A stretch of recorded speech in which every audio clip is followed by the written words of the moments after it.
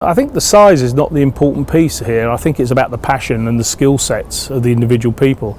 I mean, Smith is he's unbelievable as a designer. He's I've been lucky in my career to work with many great designers, and there's no doubt he's a great designer because he doesn't get phased. A lot of people design and they think the design is about evolving the design, but they're quite often in the design process you've got to look at something and say, I've got to there because I know everything, but you know what, this is the wrong path, and you have to almost go back and recast the route. And I think he was a pleasure to work on detailing. He was very clear on the quality he wanted, and although he's done lots of small projects, those projects they're all jewels. They're all jewel-like. They're not, and I think he's delivered that here. The material GRP was almost chosen day one, because when you look at what we're trying to achieve and you think about all the materials we could use to do that, there's only really one cost-effective material, which would be glass reinforced plastic. You either end up in a kind of carbon fibre layup, which is just super expensive, or you end up maybe trying to do it in concrete, a very thin layer of concrete with some kind of fibrous mesh.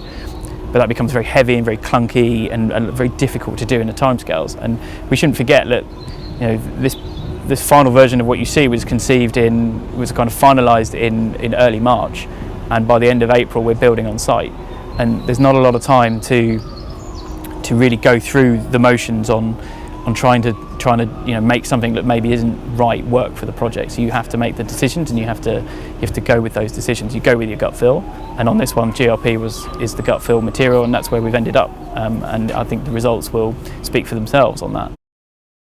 You've got to remember, most big jobs are 5 years from first concept to actually having something out there. So this is an ability to bring something every year. You're putting in some creativity. Here, we've worked really hard and trying to find this modern interpretation of a paper mache, and by using the GRP.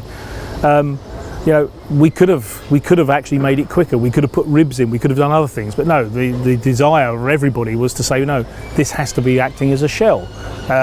Will this shell wobble? Will this move slightly? Yeah, of course it will, because that's fine. It's still stable and it's still structurally sound, but it does the job it's doing. Most people go into engineering to see, feel and touch what they create, and the pavilion is one where it can be conceived and built before you've even thought about it. And then at the end of it you can show your friends, well, look, this is what I've been involved with. So from that there's a real personal involvement and a real personal sense of accomplishment.